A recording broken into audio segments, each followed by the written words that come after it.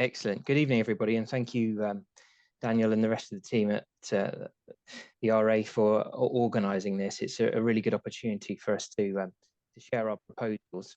I'm just about to share my screen as well. So let me know if you can see this. We can. I'll just start by giving you a bit of a background. I'm not sure how much information people know about the history of the site in terms of its planning history, but this is an aerial image that we commissioned recently, and it forms part of the CGIs that are now on the planning portal for all to view. The southwest aerial view this is an existing view of the site. So the border of the former hotel along West End Road that you can see dropping down to the roundabout and then wrapping back to Garden Close.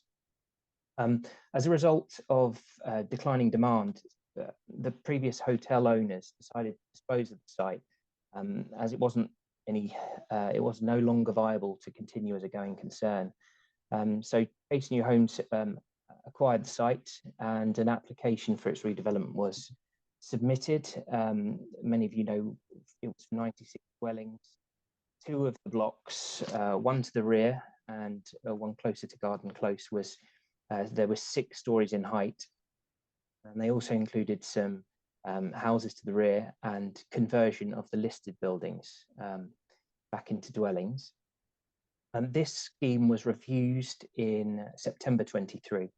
There were 11 reasons in total for the refusal, but the central objection that the LPA had was the harm that the scheme was deemed to have to the listed buildings from the scale and mass of the development, the bulk of it, and also there was insufficient family-sized dwellings as part of the proposal. So my involvement in this scheme started after that decision. I'm newly appointed to Chase New Homes as development director, and this was one of the first projects I picked up. I've approached this from a fresh perspective, put together a new planning and design team, and we've come up with something that I'd just like to describe to you now. So this is the same aerial view, but with a computer-generated image of the scheme, which is available to download from the planning portal. So in combination with the original reasons for refusal, we entered a pre-application process with the local planning authority. We met with a number of officers on site, shared initial proposals that we had, learnt from their verbal and then written feedback following the meeting that we had. And as a consequence, we've developed the design of the scheme that you can see before you here. So the focus of this scheme has very much been around the heritage element of the site. So the farmhouse, a former dwelling in the rear of the image here, and then to the front, the old barn, and then a recent oak room. Many of you, I'm sure, will know these elements of these buildings from experiencing the site in its former use. Our proposals are to convert these back into dwellings.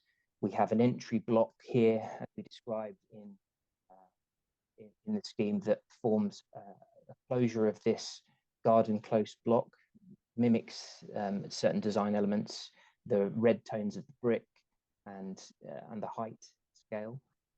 We have maisonettes that form the eastern perimeter, lower form and lower density, but have been redesigned to address the listed buildings, which are now set within what we describe to be a heritage square, which is essentially a richly landscaped area for public access.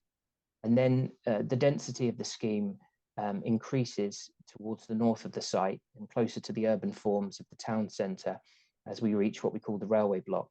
So in height, it moves from 2, 3 and up to 4 stories in height.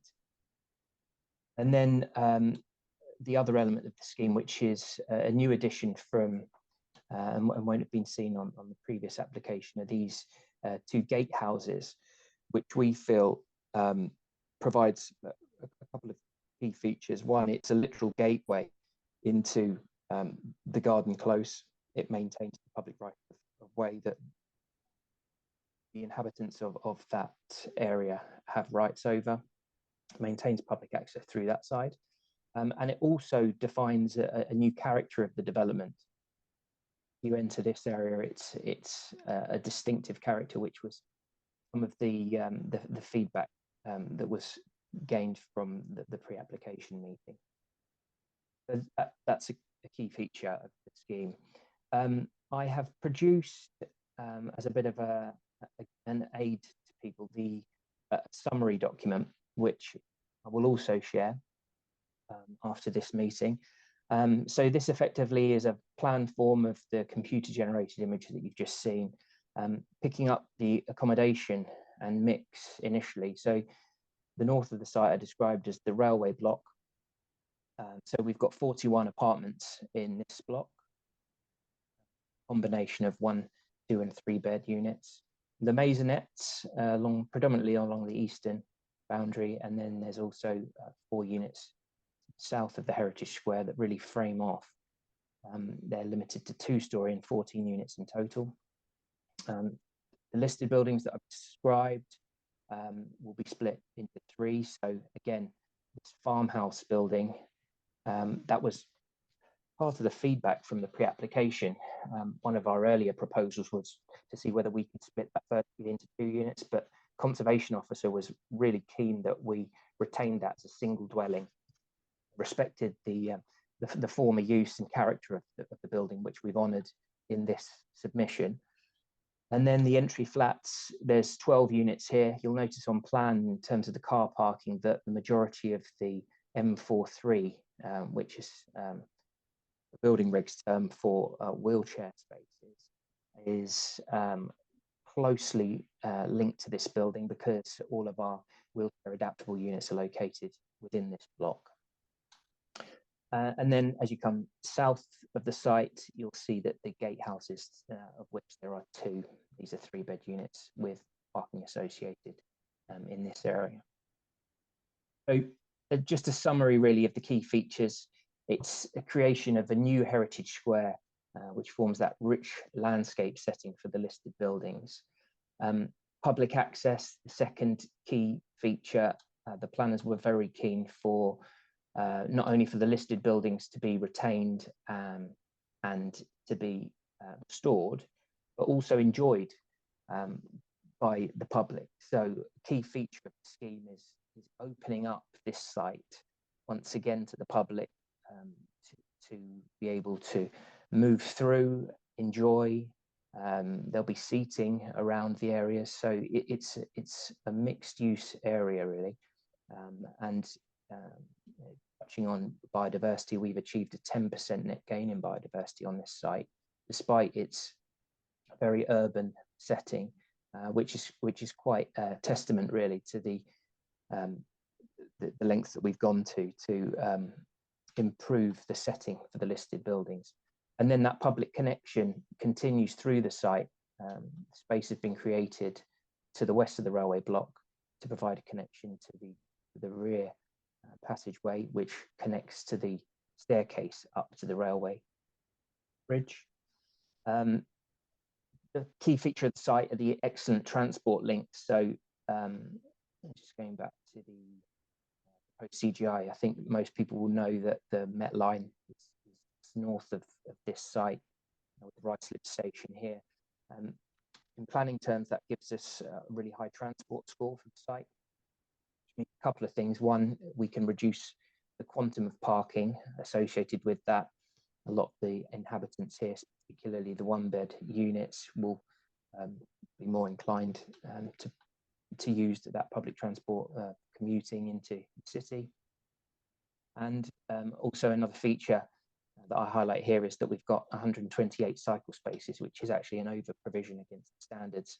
We've got a large cycle store marked D within the railway block, another separate block next to Garden Close, and then an isolated block south of the entry block. And then finally, just to touch on drainage, I know that there are often local concerns with flooding, which is a really hot topic at the moment, and we've all experienced the heavy downfalls and downpours and the impact that that's had. So our design follows a SUDS hierarchy, which is a technical way of saying that there are sustainable drainage systems that we've designed in place. You'll see the green roofs on the flat roofs of the apartment blocks, which help slow the flows down to ground level, where we effectively catch that water. And I've got extracts to show that there are attenuation cells below ground, which effectively store the water, and then they feed it back into the surface water sewers at a slower rate. So effectively, the discharge of surface water from this site will almost be back to the equivalent rate that it would have outflowed from this site if it was a green field. So that's a really key feature, and it's an enhancement on the area as it stands as well. So I hope that was useful just in terms of a very brief overview summary. There are lots of documents on the planning portal, which all of these elements go into far more detail on. And I would direct you initially to the design and access statement, which provides something of a more technical take on all these things. And also another key document is the Heritage and Townscape document produced by Iceni, which gives all the information on the listed buildings and how we intend to move forward and approach the conversion of that. So